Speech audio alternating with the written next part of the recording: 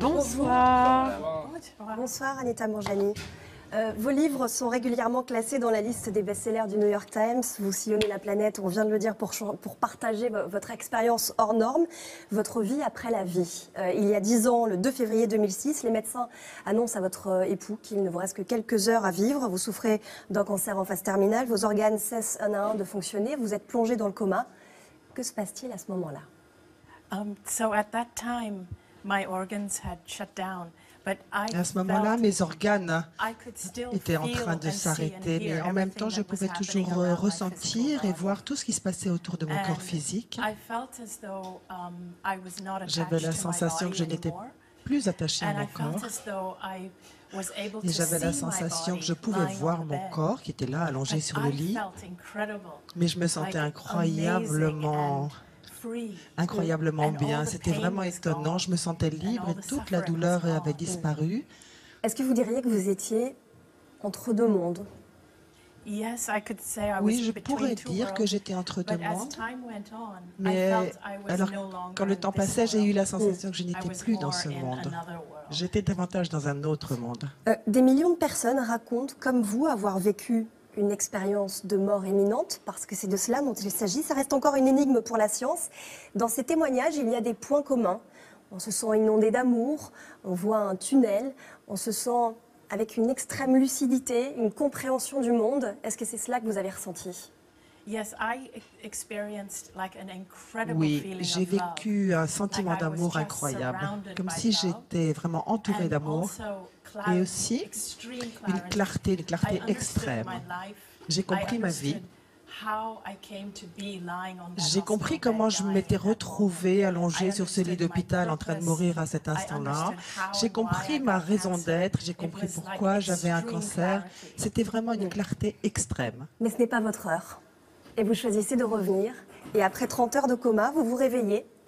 Et ce que vous racontez à votre entourage et aux médecins les laisse complètement médusés. Vous avez entendu des conversations, c'est ça?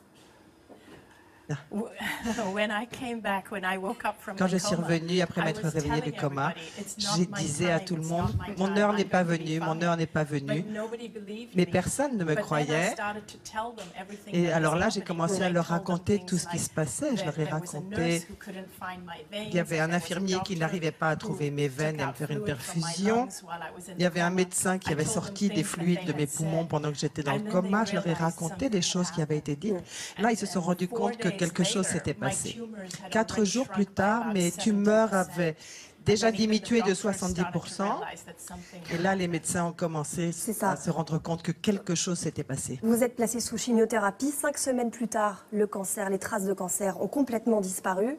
Les médecins y croient à peine, j'imagine. Oui, les médecins ont eu du mal à me y croire parce qu'en fait, en 3 semaines, ils ne pouvaient plus trouver aucune trace de cancer. Je suis restée à l'hôpital pendant 5 semaines parce que mon corps était toujours assez faible, il fallait que je reprenne des forces. Mais ils ne savaient même pas quoi écrire dans mon rapport médical. Et j'imagine que ce dossier a fait le tour des universités. À ce jour, cette guérison, elle reste encore scientifiquement inexpliquée? Oui. Encore jusqu'à aujourd'hui, cette guérison est toujours inexplicable. Pendant les 2 premières années après que j'ai vécu ça, j'ai parlé dans beaucoup d'universités, j'ai eu beaucoup d'entretiens avec des tas d'oncologistes, beaucoup de conférences pour partager mon histoire. Est-ce que vous pensez que cette expérience de mort imminente vous a guéri vraiment de votre cancer?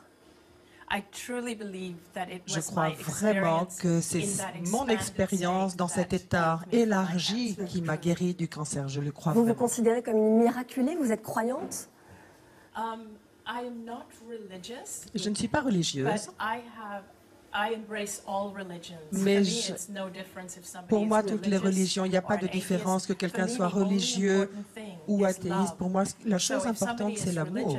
Donc, si quelqu'un est religieux, il faut que ça vienne à partir de l'amour et non pas de la peur. Un des problèmes que nous avons aujourd'hui, c'est que beaucoup de religions, les gens qui sont religieux viennent... Ils partent de la peur. Du moment que les gens parlent d'amour, enseignent l'amour, moi, ça m'a aucune importance pour moi de quelle religion ils viennent. Ce cancer, lorsque vous avez appris qu'il vous rongeait 4 ans plus tôt, vous avez refusé de le soigner par chimiothérapie. Pour quelle raison? Quand on m'a fait le diagnostic original, j'ai vu 2 personnes très proches de moi mourir de cancer. Et leur cancer avait progressé très rapidement.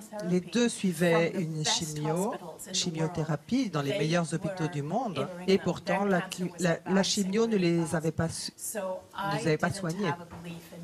Ouais. Donc, je ne croyais pas à la chimio.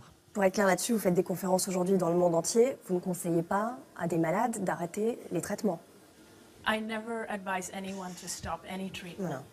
Non, je ne donne jamais le conseil à qui que ce soit d'arrêter aucun traitement, qu'il s'agisse d'un traitement de chimiothérapie ou alternatif ou une combinaison des 2. Je ne suggère à personne d'arrêter leur traitement. Mon objectif, c'est de leur donner de l'espoir et de leur dire ce qui est possible. C'est ça. Aujourd'hui, votre vie, comme les personnes qui ont vécu cette expérience-là, elle est forcément bouleversée, elle a beaucoup changé. Vous sentez cette mission de devoir partager ce message d'amour, en fait, c'est ça, aux personnes malades et qui ne le sont pas?